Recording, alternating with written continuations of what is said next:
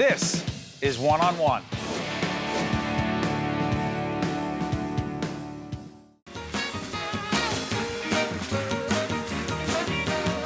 One early morning, as I was walking, I met a man. Went in the tavern to get a few nips, but all I had was one man julep. It was the cause of it all. I don't remember just how it started, but all I know is we stole a kiss and then another. I didn't mean to. One man julep, it was a cause of it all. That's talent. That's Ana Gasteyer.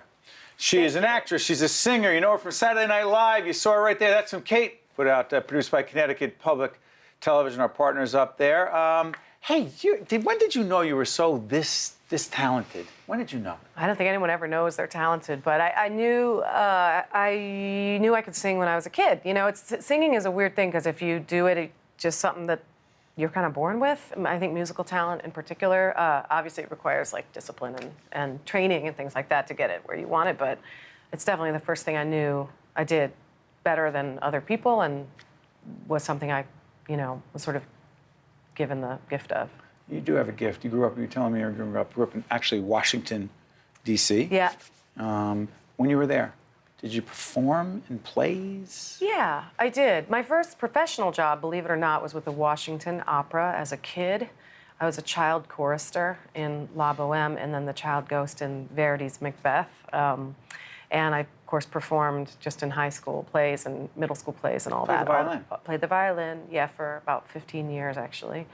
Not happily, but I did play under duress, I guess, as most child musicians do. But it got me into music, and it obviously taught me a tremendous amount about theory and pitch and things like that. And then I went off to, Interlochen National Music Camp and as a violinist, and then I sort of sidled my way into drama because those people were a lot more fun.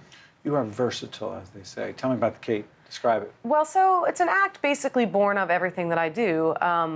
People know me as a singer. So when I left Saturday Night Live, I sort of followed the old road of my old path, which was that I went off to Northwestern to be a voice major.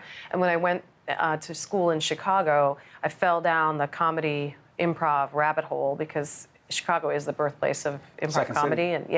And I definitely discovered comedy and found my people and did that and really dropped music entirely. I ended up graduating with a drama degree from Northwestern and then went out to LA and joined the Groundlings, and then I got cast on Saturday Night Live. And so it was this very circuitous path back to New York and music and the stage. And so I ended up doing a couple of Broadway shows, several actually, when I left Saturday night. And what happens when you sing places that people ask you to come and perform as a singer, but I always felt sort of disingenuous, if that makes any sense, as myself. If I went to sing, people kind of wanted it to be fun and to be funny, and that's really more comfortable for me. Being funny.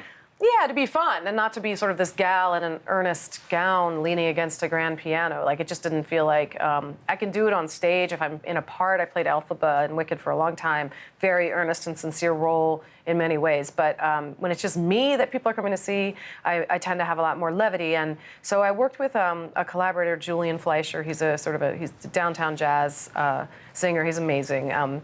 Producer, and we're good friends, and he kept saying, like, why don't you just sing the stuff that you like, the music that you like, the music that you play? And this kind of entertainers era jazz that I live in, I call it kind of ridiculous jazz or silly jazz. It's just such a natural fit for me. It's improvisational. It's what I listen to at home. It's the great singers that inspired me, and that's really what the act is.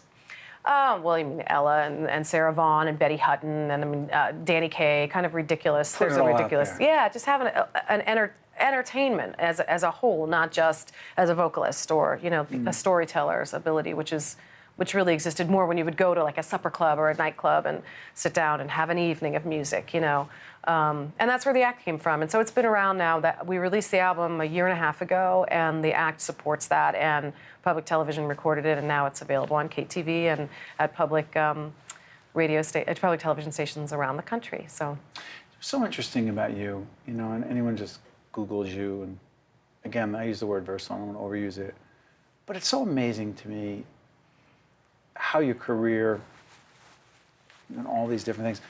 But I want to ask you a question about staying relevant is such a ridiculous way to describe it. Relevant's not a good word.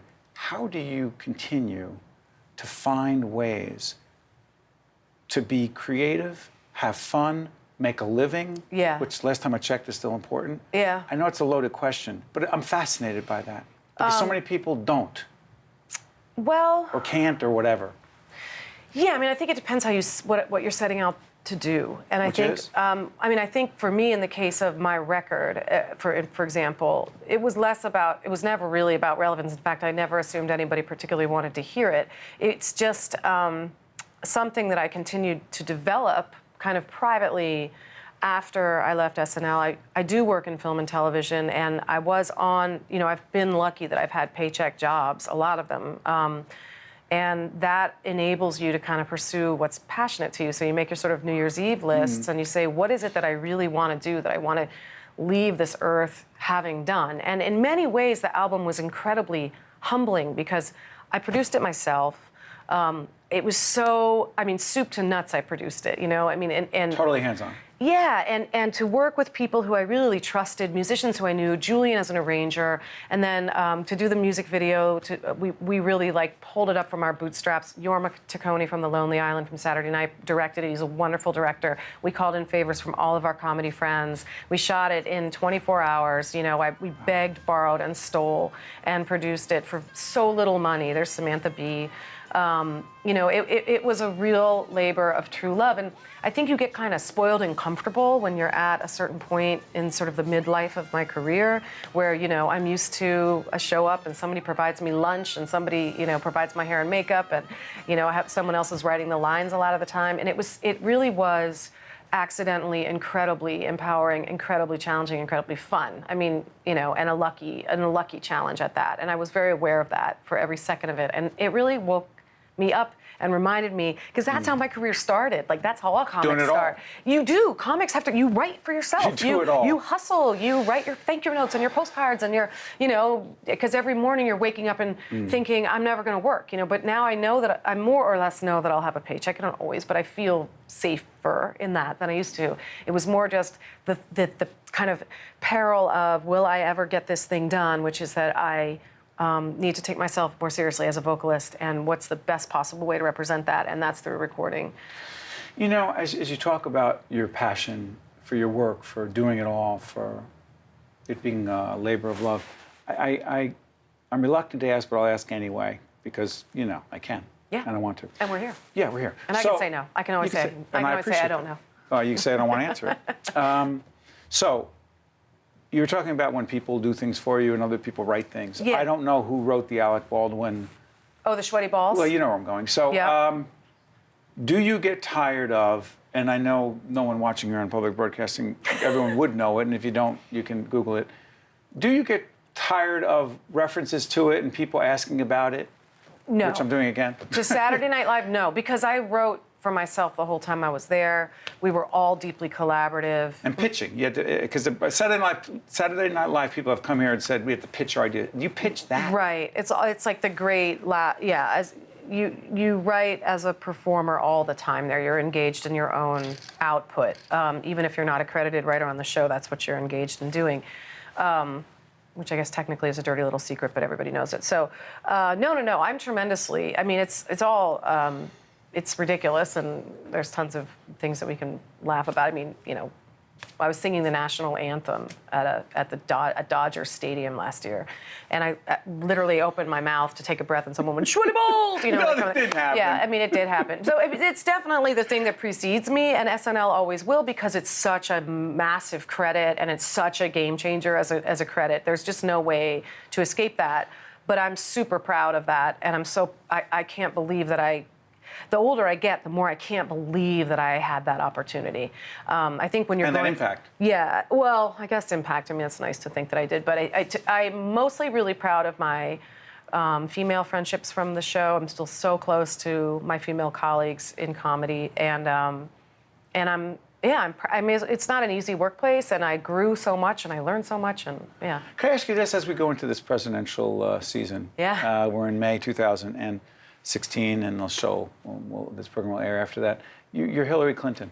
Yes. But my impression? Yes. You know, I don't have I am a Hillary supporter, so I have thought about this a lot.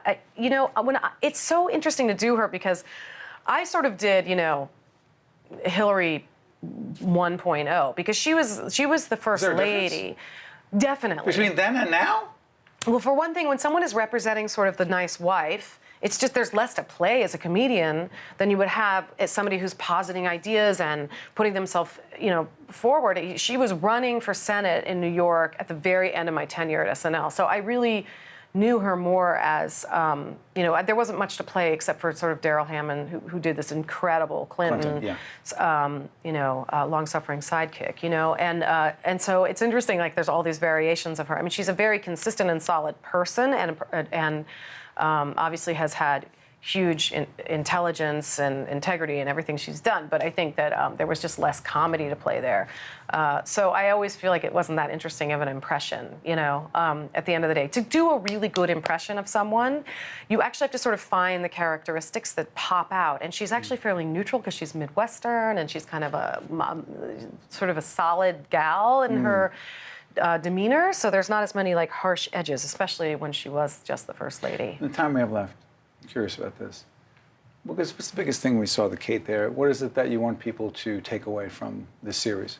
It's supposed to just be fun. I think that is what, at the end of the day, it's actually really important to me that the walk away is not like, wow, I had no idea you could sing. It's as much as it's really, I want people to make a cocktail and enjoy themselves. I mean, that's pretty much what I want when I'm live.